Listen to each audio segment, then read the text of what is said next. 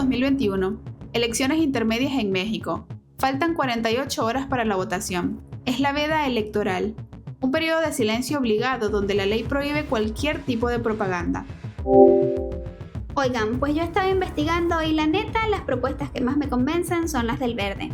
Mi voto va a ser por el Partido Verde, obvio. No fue 1, ni 10. Fueron 104 influencers, todos repitiendo el mismo guión, el mismo día, durante el silencio electoral, una operación orquestada. El Instituto Nacional Electoral lo calificó como un fraude a la ley. La multa fue de 40.9 millones de pesos, pero el daño estaba hecho. Millones de jóvenes vieron a sus ídolos violar la ley para apoyar a un partido. Pero esta arquitectura de la distracción es mucho más sofisticada que un post pagado. A veces, la distracción es la propia realidad del poder. Pero aquí lo importante no es la multa, es el mecanismo. El submundo ya no compra anuncios en televisión, compra la autenticidad percibida de una estrella de Instagram. Usaron la conexión parasocial con millones de jóvenes para sustituir el debate ideológico por un respaldo pagado. Pero esta arquitectura de la distracción puede ser mucho más sofisticada. A veces, la distracción es tan grande que se convierte en el símbolo de una era. Noviembre de 2014. El país estaba ardiendo. La indignación por la desaparición de los 43 estudiantes de Ayotzinapa tenía al gobierno contra las cuerdas. Y justo en ese momento, una investigación periodística revela esto. La Casa Blanca. Una mansión valuada en $7 millones, registrada a nombre de la entonces primera dama Angélica Rivera. Pero ¿quién se la vendió? O más bien, ¿quién se las financió? Grupo IGA, uno de los contratistas favoritos del gobierno de Peña Nieto. La misma empresa que casualmente acababa de ganar la licitación del tren de alta velocidad México-Querétaro. El conflicto de interés era tan obsceno que el presidente tuvo que cancelar el proyecto del tren. El submundo sabe cuándo el cinismo es demasiado y sabe cómo cambiar de canal. Diciembre de 2016. La Casa Blanca sigue siendo el símbolo de la corrupción. La economía se tambalea. Pero, ¿de qué habla todo México? De los 15 años de Rubí. Una fiesta de pueblo en San Luis Potosí viralizada por accidente que se convierte en el evento mediático del año. Pero mientras el país se obsesionaba con el vals, el 26 de diciembre, en silencio, el gobierno preparaba uno de los golpes económicos más duros de la década. El 1 de enero de 2017, apenas 6 días después de la fiesta, entra en vigor el gasolinazo. El precio del combustible sube hasta un 20% de la noche a la mañana. El país explota en protestas. Fue la cortina de humo perfecta, la hiperfocalización en la anécdota mientras se cocinaba la tragedia. La distracción funcionó. El submundo no solo usa distractores, necesita una voz, necesita un narrador que le dé sentido a sus acciones. Durante décadas, esa voz fue la del humor, Cantinflas. Su personaje de El Peladito era una genialidad.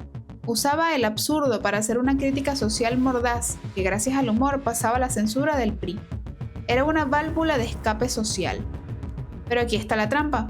Cantinflas no solo era tolerado, era instrumentalizado. Su cercanía con presidentes como Díaz Ordaz o López Mateo humanizaba el poder, creaba la falsa sensación de que el gobierno escuchaba la voz del pueblo.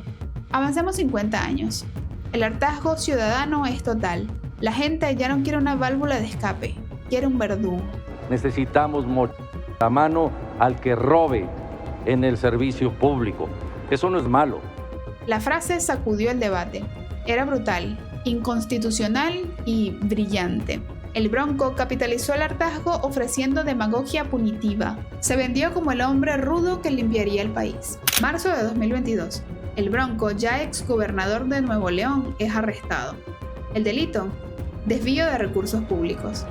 Había usado dinero personal y del Estado para recolectar las firmas de su campaña presidencial. Fue la máxima expresión de hipocresía política. El hombre que quería mojar manos fue el primero en meterlas al erario. Demostró que el discurso más estridente contra la corrupción, a menudo, es solo la herramienta para acceder a ella. Pero la herramienta más poderosa del submundo no siempre es el dinero o la distracción. A veces es la palabra. Y quizás nadie en la historia moderna de México ha entendido el poder de la palabra como el expresidente Andrés Manuel López Obrador. Cada mañana, durante 2 a 3 horas, él inauguró un formato que redefinió la comunicación política. No era solo informar, era fijar la agenda.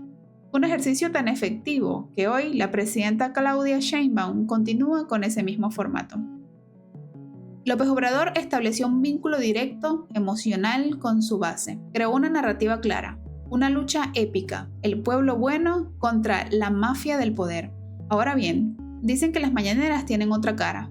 Los críticos y consultoras especializadas como Spin pasaron años analizando este ejercicio. Y lo que dicen es que un altísimo porcentaje de las afirmaciones, según sus métricas, alrededor del 80%, no se podían comprobar. Eran engañosas o directamente falsas. Pero para los millones que sintonizaban cada día, esos datos eran secundarios. La mañanera nunca se trató de verificar hechos en tiempo real. Se trataba de controlar la narrativa, de consolidar una visión del país. Es, para bien o para mal, la herramienta de persuasión más poderosa de la política moderna mexicana. Una estrategia que, dicen, se asemeja a la de otros líderes en Latinoamérica.